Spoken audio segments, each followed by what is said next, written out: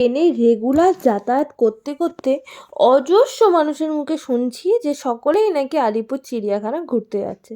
আর আমিও যখন দেখলাম আমার কাছে সময় আর সুযোগ দুটোই আছে, তাই আমিও চলে এলাম আলিপুর চিড়িয়াখানায়।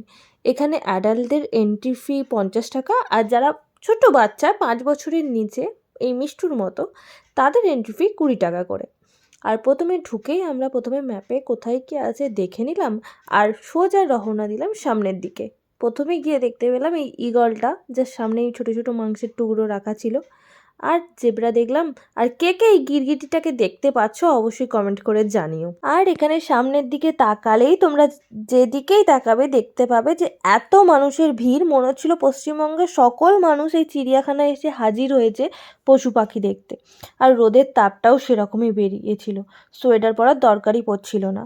আর এখানে দেখো কিছু কিছু আমার মতন মানুষ নয়, পশুকে তোমরা দেখতে পাবে যারা একদম রিল্যাক্সে আমার মতো ল্যাদ খাচ্ছে, কোনো কাজ নেই, জাস্ট চিল। এদেরকে দেখে এটাই মনে হচ্ছিল। কথা বলতে বলতে পৌঁছে গেলাম সরীসৃপ ভবনে। আর এখানে ভিড়টা দেখো, ওরে বাপরে, এখানে ভিড় দেখে আই এম তো অবাক। এত মানুষ শুধু কয়েকটা পাতলা পাতলা সাপ দেখার জন্য দাঁড়িয়েছিল, তাই আমি একটু দূরেই দাঁড়িয়েছিলাম। ফাইনালি আমার চান্স এলো একটা সাপ দেখার জন্য, মানে একটাই সাপ আমি দেখেছিলাম ওখানে।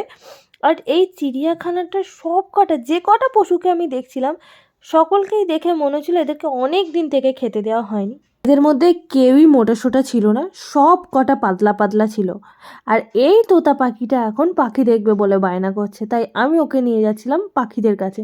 এটা কি পাখি আমার নামটা মনে নেই, তোমরা যদি জেনে থাকো অবশ্যই বলবে।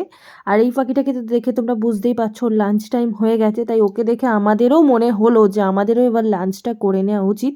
তাই লাঞ্চ করে নেওয়ার পর যেসব পশু পাখিগুলো আমাদের দেখতে বাকি ছিল সেগুলো ফাইনালি দেখে নিলাম। আর এই পাখিগুলো এতটাই দূরে দূরে ছিল যে জুম করেও এদেরকে পরিষ্কারভাবে ঠিকমতো দেখা যাচ্ছিল না। কিন্তু সত্যি কথা বলতে পাখিগুলো অত্যন্ত সুন্দর ছিল, ম্যাকাওগুলো তো বিশেষ করে।